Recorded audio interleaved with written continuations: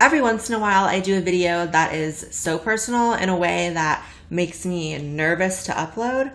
But you guys know that when I do share personal stuff, it's always because there's a bigger picture I'm trying to convey, never just for the sake of sharing. Also, this video is not a self-pity video. This is not a give Blaire sympathy or pity video. That's gross. Please don't do that. This is just life, and this is something that happens, and we cover harsh topics on this channel, and that's just what we do. If you're someone who follows me very closely, you would know that a few months ago I did a debate with Lacey Green in which I briefly mentioned that I was a victim of sexual assault at age 18. What experience do you have with this though, right? No, I was a victim at 18. That was about as much as I ever mentioned about the incident because the conversation just went elsewhere.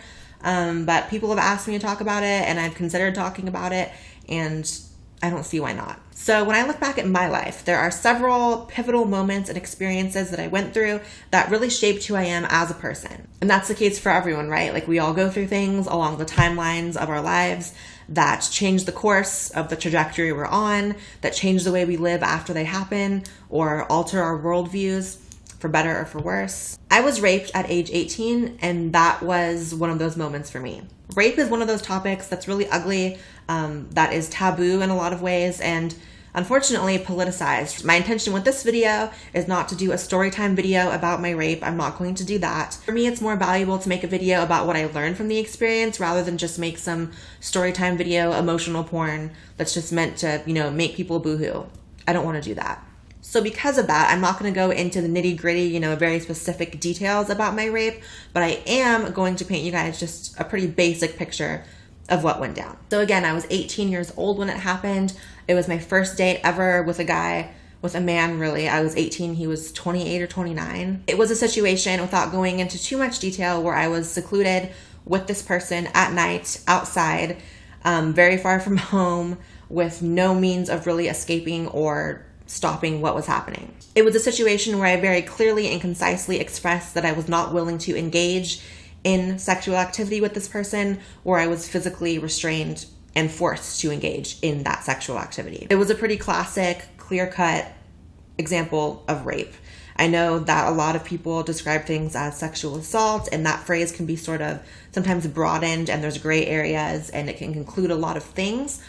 But just know that in my scenario, it was just rape. Flat out rape with no gray areas. So obviously it was very traumatic, and it took me a long time to get over it and heal from it. But as with most bad things that happen in life, you can learn a lot from it. I've come to recognize that I can both wish it never happened to me and also be appreciative of the lessons learned. The first lesson that I learned was the importance of self-defense, whether you're a man, woman, child, whatever. We're talking a gun, a stun gun, pepper spray, a pocket knife, anything. Looking back at my situation, I can't really say for sure whether or not I would have been able to thwart, stop what was happening to me if I was carrying something, but my odds would have been a hell of a lot better. No one will ever fight harder for you than you can for yourself, for your own life and your own safety. I also learned a lot about people. Being face to face with that ugly, really vile sort of underbelly of humanity really affects the way that you view people, your interactions with people, how much you trust people. And for a while specifically, it altered how I viewed men. I actively fought against developing any sort of prejudice against men despite being violated in such an animalistic way by a man. That's, in my opinion, a choice that you have when something like this happens to you. You can look at it and say, this evil individual did something evil, or you can say all blank are evil because this happened to me. In the interest of your happiness and your ability to move throughout the world and be healthy and productive, I suggest you go with the first. Next is how it shaped my view on the politicization of rape. A big reason why I never hopped on the feminist bandwagon of the United States being a rape culture is because I was raped. Every single person I've ever chosen to open up to about this thing that happened to me has been receptive, supportive, expressed wanting to enact revenge on my behalf. And if I lived in a rape culture, I don't think that would be the case. In a rape culture, I would be the one getting in trouble for being raped.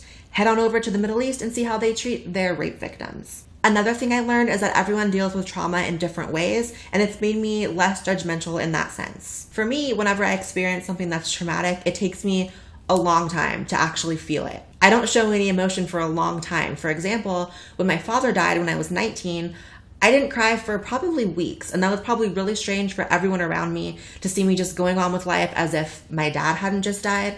But it took me a minute for it to actually hit me and sink in. It was almost like my body didn't let me feel the trauma or the emotions of what happened. My rape was the same way. I didn't fully process it until later, but when it hit hard. Probably the most important thing I learned is that victimhood is a choice.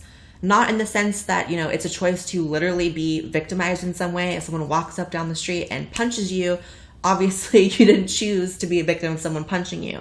What I mean is it's a choice to stay in the mindset, and it's a choice to allow it to impede you and keep you back in life. Telling yourself that you're not going to let a traumatic event or something that's bad that's happened to you hold you back in life, and that you're not going to carry around that baggage like a concrete brick on your back forever is really powerful. For a while, I really let my rape affect my ability to be intimate with someone and to form a connection with a man. It's kind of difficult to explain. It sounds a little bit weird, but it was hard for me to give myself to someone when I felt like I had been taken in some way.